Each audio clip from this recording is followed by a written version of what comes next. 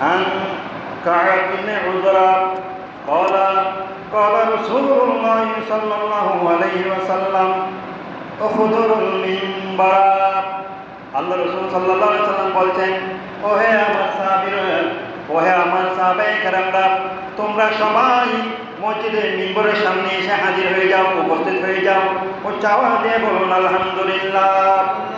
ওই সাহাবী বললেন, ফাখাযারানা, আমরা সবাই আল্লাহ রাসূলের সামনে মসজিদে নববীর মধ্যে মিম্বরের সামনে এসে জড়ো হলাম, একত্রিত হলাম। এরপর আল্লাহ রাসূল সাল্লাল্লাহু আলাইহি ওয়াসাল্লাম বললেন, ফালাম্মা ইরতাকা দারাজাতান ক্বালা আমিন। আল্লাহ রাসূল সাল্লাল্লাহু আলাইহি ওয়াসাল্লাম মিম্বরের মধ্যে যে তিনটা ধাপ রয়েছে, সিঁড়ি রয়েছে, ওই প্রথম ধাপের মধ্যে যখন আল্লাহ রাসূল সাল্লাল্লাহু আলাইহি ওয়াসাল্লাম উঠলেন, আরোহণ করলেন, তিনি বললেন আমিন। কি বললেন? আমিন। এই মিম্বর যেভাবে আমাদের এখন তিনটা ধাপ রয়েছে, ওই সময়ও আল্লাহ রাসূলের মসজিদে নববীর মধ্যে যখন মিম্বরের মধ্যে কি ছিল?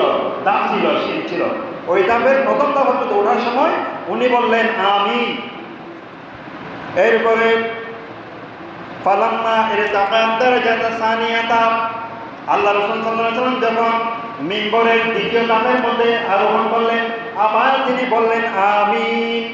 ফালাম্মা ইরতাকা দারাজাতা সালিসাতা, এরপরে তিনি যখন তৃতীয় ধাপের মধ্যে আরোহণ করলেন, উঠলেন মিম্বরের তৃতীয় ধাপের মধ্যে, তিনি আবার বলতে লাগলেন আমিন। উচ্চ আওয়াজ দিয়ে বলুন সুবহানাল্লাহ। কয়বার বললেন? তিনবার। তাহলে দেখা যায় মিম্বরের মধ্যে কয়টা ধাপ ছিল? তিনটা ধাপ ছিল। তিনটা ধাপের মধ্যে উনি উঠলেন, তিনবার আমিন বললেন। কি জন্য আমিন বললেন? সাহাবায়ে কেরাম তো আশ্চর্য হয়ে গেলেন, এরকম ঘটনা ইতিপূর্বে আর কখনো দেখি নাই। মিম্বরের মধ্যে আল্লাহ রাসূল উঠলেন, আমিন বললেন। আমিন বলা কি জন্য বলেন? আমরা যখন দোয়া করি, ইমাম সাহেবরা যখন দোয়া করে, আমরা আমিন বলি না? আমিন শব্দটা হচ্ছে, হে আল্লাহ, আমার পক্ষ থেকে, আমাদের পক্ষ থেকে কবুল করে নেন। উচ্চ আওয়াজ দিয়ে বলুন সুবহানাল্লাহ। যেহেতু আল্লাহ রাসূল সাল্লাল্লাহু আলাইহি ওয়াসাল্লাম আমিন বলছেন, এটা তো অবশ্যই কবুল হবে। আল্লাহ রাসূলের আমিন শব্দ যেমন তেমন নয়, চারটি কথা নয়। এরপরে ফালাম্মা ফারাগা, যখন তিনি ওই মিম্বর থেকে যখন তিনি ফারাক হলেন, মিম্বরের থেকে যখন মিম্বরে উঠে গেলেন, ফালাম্মা ফারাগা নাযালা মিনাল মিম্বার, তিনি যখন মিম্বর থেকে নামলেন, ক্বালা ফাকুনা লাহু ইয়া রাসূলুল্লাহ, আল্লাহ রাসূল সাল্লাল্লাহু আলাইহি ওয়াসাল্লাম মিম্বর থেকে যখন খুতবা দিয়ে, আমাদেরকে উপদেশ দিয়ে, যা কিছু নসিহত করা ছিল করে যখন তিনি মিম্বর থেকে নেমে পড়লেন, নেমে পড়ার পর সাহাবায়ে কেরামরা বলল, অর্থাৎ ওই সাহাবী বললেন, কাব ইবনে উজরা, উনি বললেন, আমরা সাহাবীরা বললাম, ইয়া রাসূলুল্লাহ, ইয়া হাবিবাল্লাহ, লাকাদ সামি'না আল-ইয়াওমা মিনকা শাইআন লাম নাকুন নাসমাউহু। এ আল্লাহর রাসূল, ইতিপূর্বে আমরা আপনার থেকে এমন কিছু শুনেছি, ইতিপূর্বে আমরা কখনো মিম্বরে ওঠার সময়, মিম্বরে নামার সময় কোন রকমের কথাবার্তা শুনি নাই, কোনো কিছু শুনি নাই। আজকে নতুন কিছু শুনলাম। অর্থাৎ যে কথাটা বললাম, ইয়া রাসূলুল্লাহ, ইতিপূর্বে তো আর কখনো মিম্বরের মধ্যে উঠে তো আপনি এরকম কখনো আমিন বলেন নাই বা অন্য কোনো শব্দ ব্যবহার করেন নাই। কি জন্য বললেন? ক্বালা, আল্লাহ রাসূল সাল্লাল্লাহু আলাইহি ওয়াসাল্লাম বললেন, ইন্না জিবরিল আলাইহিস সালাম উরিদা লি, হযরত জিবরিল আমি রাসূলের কাছে উপস্থিত হলেন। কে হলেন? আল্লাহ রাসূল বললেন, জিবরিল আমার কাছে আসলেন, উপস্থিত হলেন। উরিদা মানে আসলেন, পেশ করলেন। ফাকালা বাউদা মান আদরাকা রমজানা ফালাম ইউগফার লা, ওই ব্যক্তি আপনি রাসূল থেকে দূরে যান, ওই ব্যক্তির উপর আল্লাহর লানত, ওই ব্যক্তি আল্লাহর রহমত থেকে দূরে চলে যায়, ওই ব্যক্তি আল্লাহ নবীর রহমত থেকে দূরে চলে যায়। যে ব্যক্তি রমজানুল মুবারক পেয়ে, রমজানের ফজিলত অর্জন করতে পারে নাই, রমজানের রোজা রাখতে পারে নাই, রোজা রেখে রাখতে পারে নাই, তার মতো বদবখ্ত আর দুনিয়ার মধ্যে কেউ নাই। আল্লাহর রহমত থেকে, নবীর রহমত থেকে সেই জন্য বঞ্চিত হয়ে যায়, দূরে চলে যায়। উচ্চ আওয়াজ দিয়ে বলুন নাউযুবিল্লাহ। যারা রোজা পাওয়ার পরে রোজা রাখে না, রোজার ফজিলত অর্জন করতে পারে না, তাদেরকে কত বড় হুঁশিয়ারি দিলেন যে আল্লাহ রাসূল বললেন, তারা আল্লাহর রহমত থেকে দূরে চলে যায়। বাউদা মানে হচ্ছে দূর দূর হয়ে যাওয়া। আমাদের কাউকে যখন কোনো কারণ অসন্তোষ হয়, তাকে বলে দূর দূর, এখান থেকে দূর হয়ে যা, এভাবে বলতে হবে না। আল্লাহ রাসূলকে জিবরিল বললেন যে, হে রাসূল, আপনার উম্মতের মধ্যে যারা রমজান মুবারক পেয়ে রোজা রাখলো না, সেই জন্য আপনার রহমত থেকে, আল্লাহর রহমত থেকে দূরে চলে যায়। নাউযুবিল্লাহ। এরপরে দ্বিতীয় তবকার মধ্যে যখন উঠলেন, আপনি বললেন কি জন্য বললেন? আল্লাহ রাসূল বললেন ফালাম্মা রাদিতু আলাইকা, আমি যখন মিম্বরের মধ্যে দ্বিতীয় তবকাতে উঠলাম, আমি আমিন বললাম এই জন্য। কেন বললাম? আল্লাহ রাসূল বললেন ক্বালা বাউলা মান যুকিতা ইনদা, সেই ব্যক্তি আল্লাহর রহমত থেকে দূরে চলে যায়, আল্লাহর রহমত থেকে বঞ্চিত হয়ে যায়। ইনদাহু ফালাম তুসাল্লি আলাই, যে ব্যক্তির সামনে আল্লাহ রাসূলের নাম মোবারক নেওয়া হলো, অতঃপর সেই ব্যক্তির মুখ থেকে আল্লাহ রাসূলের দরুদ বের হয় না। নাউযুবিল্লাহ। আল্লাহ রাসূল সামনে, আমাদের সামনে আল্লাহ রাসূলের নাম মোবারক নেওয়া হলো, অথচ আমি রাসূলের উপর কি বলে না, দরুদ শরীফ পড়ে না। তার মতো বরকত আর নাই। সে আল্লাহর রহমত থেকে, আমার রহমত থেকে, আমার দয়া থেকে, এখান থেকে সেই জন্য দূরে চলে যায়। তারপর আল্লাহ নাউযুবিল্লাহ। তাহলে বোঝা যায় এখানকার মাসালা, যখন ওই আল্লাহ রাসূলের নাম মোবারক শুনবে, তখনই আল্লাহ রাসূলের উপর দরুদ শরীফ পড়তে হবে। এটা অবশ্যই করতে হবে এই হাদিসের একটা অনুসারে। না হলে আল্লাহ রাসূলের ইহসান থেকে, আল্লাহর দয়া ইহসান থেকে আমরা কি হব? বিতাড়িত হব। এরপরে আল্লাহ রাসূল সাল্লাল্লাহু আলাইহি ওয়াসাল্লাম বললেন ফালাম তুসাল্লি আলাই, ফাকুলতু আমি ফালাম্মা রাকিতু সালিসাতান ক্বালা বাউদা মান আদরাকা ওয়ালিদাইহিল কিবার ইনদাহু, আমি রাসূল তৃতীয় ধাপের মধ্যে যখন উঠলাম, আমি আমিন শব্দ বললাম এই জন্য যে, কি জন্য বললাম?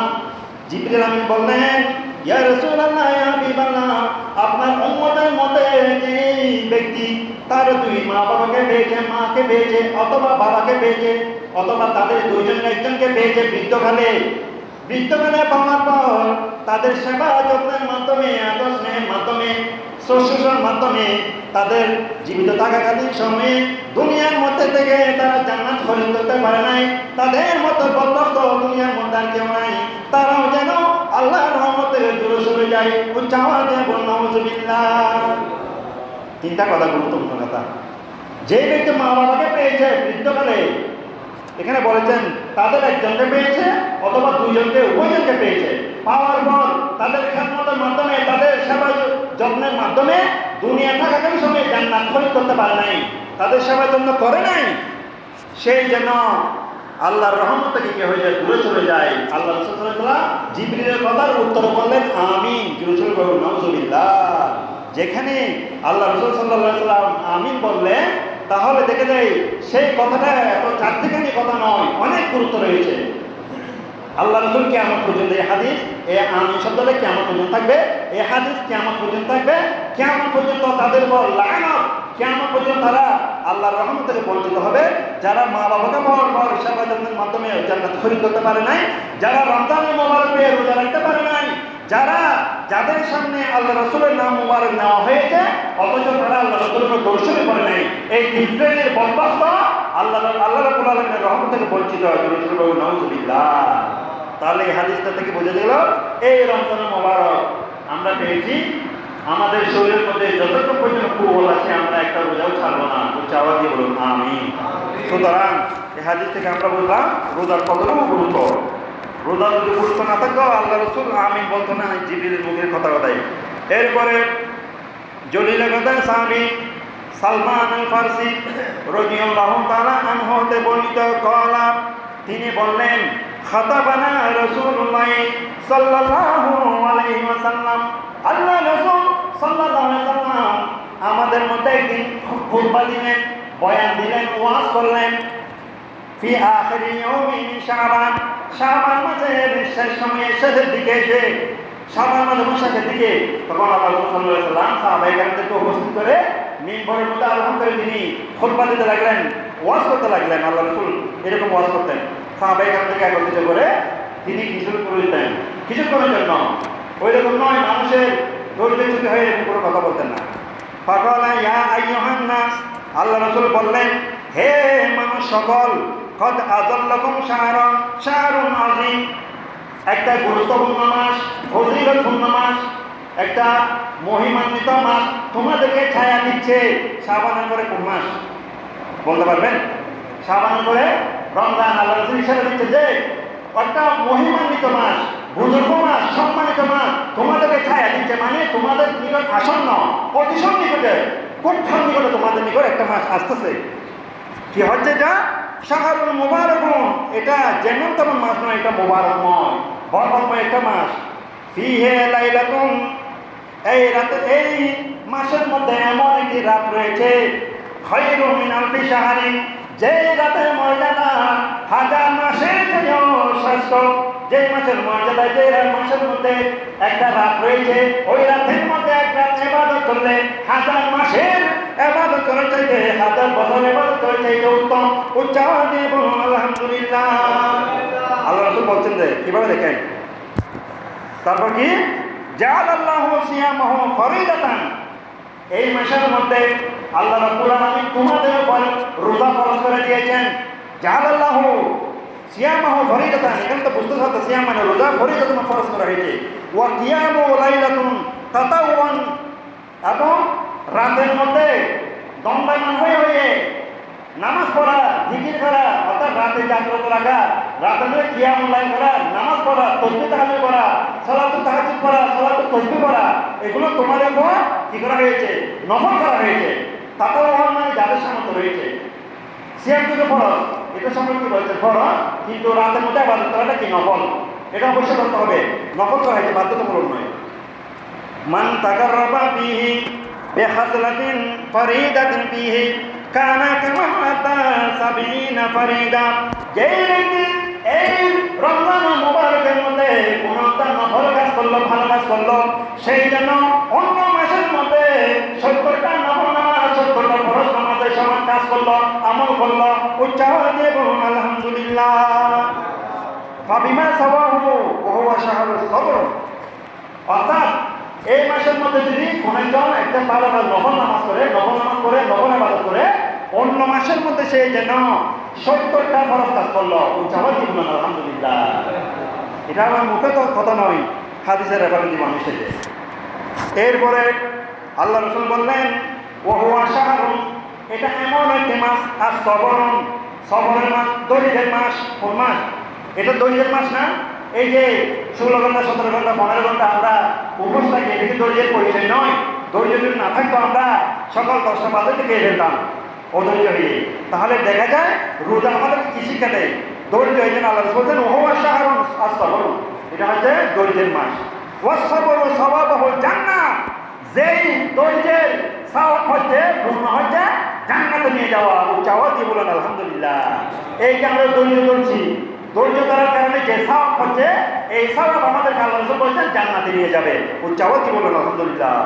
ওয়া শাহরুন আল-মাওয়াসাতুন কানা লাহু মাগফিরাতুন লিযুনুবি, এটা এমন একটা মাস যে মাসের মধ্যে আল্লাহ পাক সুবহানাহু ওয়া তাআলা বান্দার সকল গুনাহ মাফ করে দিবেন। উচ্চাওয়াজ দিয়ে বলুন আলহামদুলিল্লাহ। তাহলে রোজার মধ্যে আল্লাহ অসংখ্য মানুষকে ক্ষমা করে দিবেন, ক্ষমা করে দিবেন। এটা বেহদ বেসমান, কোনো নির্দিষ্ট কোনো সীমা নাই। ওয়া ইত্তাকি রাকাবাতিহি মিনান নার, এবং সমস্ত মানুষ যারা রোজা রাখবে, কিয়ামুল লাইল করবে, তাহাজ্জুদ করবে, তারাবি করবে, তাদের গর্দানকে আল্লাহ জাহান্নামের আগুন থেকে হেফাজত করবেন। অর্থাৎ ওই মানুষকে দিনে রোজা রাখবেন, দিনে রাতে ইবাদত করবেন, ওই মানুষকে আল্লাহ রাব্বুল আলামিন জাহান্নামের আগুন থেকে হেফাজত করবেন। উচ্চাওয়াজ বলুন আলহামদুলিল্লাহ। আর কি বলতেছেন দেখেন, ওয়া হুয়া শাহরুন ইয়াজাদু ফি রিজকিল মুমিন, এটা এমন একটা মাস যে মাসের মধ্যে আল্লাহ রাব্বুল আলামিন মুমিন বান্দার রিজিকের ফারাগত করে দেন, রিজিকের ব্যবস্থা করে দেন। উচ্চাওয়াজ দিয়ে বলুন আলহামদুলিল্লাহ। রিজিকের ব্যবস্থা করে দেন আল্লাহ। এমন কোন মানুষ দেখেন যার ঘরের মধ্যে অর্ডার ইফতারি নেই, এমন কোন একটা ঘর দেখেন যে ঘরের মধ্যে ইফতার নাই, ইফতার খেতে পারে না, 5-6টা আইটেম দিয়ে ইফতার করে না, মাছ মাংস দিয়ে সাহারি করে না, এরকম একটা পরিবার আমাদের এই এলাকার মধ্যে দেখাতে পারবেন? কি জন্য? এটা কি জন্য? ওই যে আল্লাহ রাসূলের হাদিসের মেকদার, আল্লাহ রাসূল বলছে এটা এমন একটা মাস যে মাসের মধ্যে আল্লাহ রাব্বুল আলামিন মুমিন বান্দাদের জন্য রিজিকের ফারাগত করে দেন। চাওয়া দিয়ে বলুন আলহামদুলিল্লাহ। এরপরে কি দেখেন, ওয়া কানা লাহু মিসলু আজরুহু মিন গায়রি আন ইয়ানকুসুহু মান, আচ্ছা এরপর আল্লাহ রাসূল দেন ওয়া মান ফাত্তারা বিহি সাইমান কানা লাহু মাগফিরাতান, আর যে ব্যক্তি এই রমজান মধ্যে একজন রোজাদারকে ইফতারি করালো, কি করালো? ইফতারি করালো। কানা লাহু মাগফিরাতুন লিযুনুবিহি, আল্লাহ রাব্বুল আলামিন তার সমস্ত গুনাহ মাফ করে দিবেন। ওয়া ইতকা রাকাবাতিহি মিনান নার, এবং তাকে জাহান্নাম থেকে মুক্ত করে দিবেন। তাকে জাহান্নামের আগুন তাকে স্পর্শ করবে না। ওয়া কানা লাহু মিসলু আজরিহি মিন গায়রি আন ইয়ানকুসু, এটা এমন একটা সওয়াব যে সওয়াব ওই রোজাদার ব্যক্তিকে দান করা হবে যাকে রোজা ইফতারি করানো হলো তার থেকে এক বিন্দু পরিমাণ সওয়াব কমানো হবে না। ওই চাওয়াকে বলুন আলহামদুলিল্লাহ। আগে বলেছিলাম, একজন সাহাবী বললেন, ইয়া রাসূলুল্লাহ, সারাদিন কত কষ্ট করে রোজা রাখলাম, আমাকে একটু খেজুর দিয়ে, একটু পানি দিয়ে, এক গ্লাস পানি দিয়ে, এক গ্লাস দুধ দিয়ে আমাকে ইফতার করানোর কারণে আমার সওয়াবগুলো যদি আমার ওই ভাই নিয়ে যায়, তো আমি সারাদিন রোজা রেখে আর কি করলাম? আল্লাহ রাসূল মুস্কি হাজার বললেন, ওহে আমার সাহাবীরা, তুমি যে রোজা রেখেছো, তোমার রোজার এক বিন্দু পরিমাণ সওয়াব আল্লাহ তোমার থেকে কেড়ে নিবে না, তোমার সওয়াব তোমাকে দেওয়া হবে। বরঞ্চ তোমার ওই ভাই তোমাকে ইফতারি করার কারণে আল্লাহ পাক তোমার দয়াবান হয়ে, মায়াবান হয়ে তোমাকে তোমার রোজার সমপরিমাণ একটা সওয়াব আমার আমলনামায় দান করবেন। উচ্চাওয়াজে বলুন আলহামদুলিল্লাহ। তাহলে রোজাদারকে ইফতার করার এটা অনেক বড় একটা সওয়াব, এটা আমরা চেষ্টা করবো করার জন্য। এরপরে কুলনা ইয়া রাসূলুল্লাহ লাইসা কুলনা ইয়াজিদু মা ইফতিরু সাইম, ইয়া রাসূলুল্লাহ, আমরা সবাই তো মানুষদেরকে ইফতারি করাতে পারবো না, এরকম সামর্থ্য আমাদের সবার নাই। যেহেতু আমরা তো গরিব সাহাবী, যারা পারে বড় সাহাবী ওরা করার ঠিক আছে, আমরা গরিব সাহাবীরা আমরা তো পারি না মানুষকে ইফতার করাতে, আমাদের তো ধনসম্পন্ন টাকা পয়সা নাই, কি করবো ইয়া রাসূলুল্লাহ? তখন ফাকালা রাসূলুল্লাহ সাল্লাল্লাহু আলাইহি ওয়াসাল্লাম, ইউতিল্লাহ হাযা সাওয়াবা মান ফাত্তারা সাইমালা মিজকাতিন লাবানি, এই ফজিলত তাদেরকে দেওয়া হবে যারা কোনো একজন ব্যক্তিকে এক গ্লাস এক দুধ দিয়ে হলেও কি করিয়েছেন? ইফতারি করিয়েছেন। আর কি করিয়েছেন? আও তামারাতিন, অথবা একটি খেজুর দিয়ে হলেও ইফতারি করিয়েছেন। আও শরবাতিন, অথবা এক গ্লাস শরবত দিয়ে, মিম্মাইন, অথবা পানির শরবত দিয়ে, শরবত দিয়ে কি করে ইফতার করালো, তাকে আল্লাহ রাব্বুল আলামিন এই ফজিলত দান করবেন। তখন আল্লাহ রাসূল বলেন, তোমরা কি কাউকে এক গ্লাস পানি খাওয়াইয়া হলেও ইফতার করাতে পারবে না? আমি মানলাম তোমার আপেল, আঙ্গুর, বেদানা, নাশপাতি এগুলো নাই, ঠিক আছে, তোমার কাছে কি একটু দুধ খাওয়াতে পারবে, পান করাতে পারবে? এরকম কোনো সামর্থ্যবান ব্যক্তি নাই তোমাদের মধ্যে? এক গ্লাস পানি খাওয়াইয়ে ইফতার করাতে পারবে, এক গ্লাস শরবত দিয়ে পানি ইফতার করাতে পারবে? এরকম সাহাবী নাই? এটা আমি তো এই ফজিলত তাদের জন্য বলি নাই যে একেবারে আঙ্গুর, নাশপাতি, কোরমা, পোলাও দিয়ে ইফতারি করাতে হবে তাহলে এই সওয়াব দেওয়া হবে, এটা তো বলি নাই। এক গ্লাস পানি পান করে যদি তুমি ইফতার করো তাহলে তোমাকে এই সওয়াব আল্লাহ দান করবেন। উচ্চাওয়াজে বলুন আলহামদুলিল্লাহ। তখন আল্লাহ রাসূল সাল্লাল্লাহু আলাইহি ওয়াসাল্লাম বলেন, ওয়ামান আসবাহা সাইমান সাকাহুল্লাহু মিন খাউজি শারবাতান, যেই ব্যক্তি একজন ক্ষুধার্ত রোজাদারকে এক গ্লাস পানি দিয়ে কি করলো? ইফতারি করালো, তৃষ্ণা দূর করালো। সাকাল্লাহু মিন খাউজি, আল্লাহ রাব্বুল আলামিন কিয়ামতের ময়দানে আমার হাউজ, কত হাউজে কাউসার থেকে তাকে পান করাবেন। উচ্চাওয়াজে বলুন আলহামদুলিল্লাহ। লা ইয়াজমাউ হাত্তা ইউদখিলুল জান্নাহ, যতক্ষণ পর্যন্ত ওই ব্যক্তি জান্নাতে প্রবেশ করবে না ততক্ষণ পর্যন্ত ওই ব্যক্তি সামান্যতম তৃষ্ণা লাগবে না। উচ্চাওয়াজে বলুন আলহামদুলিল্লাহ।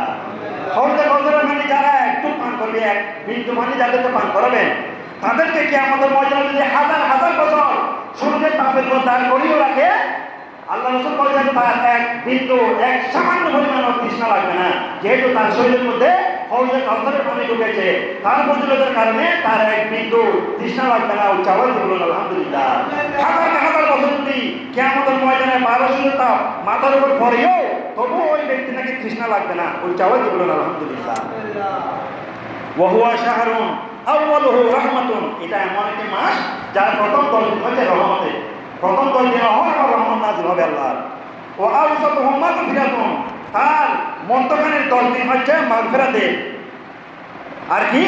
ওয়া আজরুহু ইতনা মিনান নার, এই 10 দিন আল্লাহ রাব্বুল আলামিন অসংখ্য মানুষকে ক্ষমা করে দিবেন। মান খাফফা আন মামলুকাতিন ফিহি গুফিরাল্লাহু লাহু ওয়া আতাকাহু মিনান নার, যেই ব্যক্তি এই রমজান মুবারকে তার অধীনস্থ কর্মচারী, তার গোলামের কর্মচারী কষ্ট লাঘব করবে, কাজকে সহজ করে দিবে, তাকে আল্লাহ রাব্বুল আলামিন জাহান্নামের আগুন থেকে রেহাই দান করবেন। উচ্চাওয়াজে বলুন আলহামদুলিল্লাহ। এটা বুঝতে পেরেছেন কথাটা? কি বলতে চেয়েছেন? আমার অধীনস্থ, আমি একজন অফিসের বস, আমার আন্ডারে 30-40 জন কাজ করে। আমি যদি এই রোজার মধ্যে তাদেরকে কাজ হালকা করে দিই, তাদের যদি ইত্যাদি করার জন্য আগেভাগে একটু ছুটিয়ে দিয়ে দিই, তাদের জন্য কাজ একটু কমিয়ে দিই রোজার মাসের জন্য, তাদের কষ্ট একটু লাঘব করি, তাদের উপর বেশি কাজ চাপিয়ে না দিয়ে, রমজানের ফজিলতের কারণে তাদেরকে একটু কষ্ট কম দিয়ে, তাদেরকে চাকরি প্রেশার কম দিয়ে, চাপ কম দিয়ে, তাকে রোজার কারণে যদি একটু হালকা করে দিই, তাহলে কি আমাদের মধ্যে ওই বসকে, ওই মালিককে, ওই অফিসের বসকে, ওই মালিককে, ওই কারখানার মালিককে, ওই শিল্পপতিকে আল্লাহ রাব্বুল আলামিন বলছেন জাহান্নামের আগুন থেকে রক্ষা করবেন এবং জান্নাতের মধ্যে দিয়ে দিবেন। চাও দিবেন আলহামদুলিল্লাহ। সামান্য কথা। এভাবে আমি যদি কোনো অফিসের বস হই, আমি আমার অধীনস্থ কর্মচারীদেরকে রোজার জন্য একটু কাজ হালকা করে দিব, ইফতারি করার জন্য আগে ছুটি দিয়ে দিব। আমি যদি গার্মেন্ট ফ্যাক্টরির মালিক হই, আমার শ্রমিকদেরকে আগে ছুটি দিয়ে দিব। আমি যদি শিল্পপতি হই, আমার শিল্প কারখানার শ্রমিকদেরকে, কর্মচারীদেরকে আগে একটু ছুটি দিয়ে ইফতারি করতে পারে মতো, এবং পরিবারকে নিয়ে ইফতারি করতে পারে মতো, এবং একটু বিশ্রাম নিতে পারে মতো কাজের বেশি প্রেশার দিব না তাদেরকে। এটার কারণে আমি মালিককে, আল্লাহ বলছেন আমার সমস্ত গুনাহ মাফ করে দিবেন এবং আমাকে জান্নাতে দিবেন। উচ্চ আওয়াজ দিবেন আলহামদুলিল্লাহ।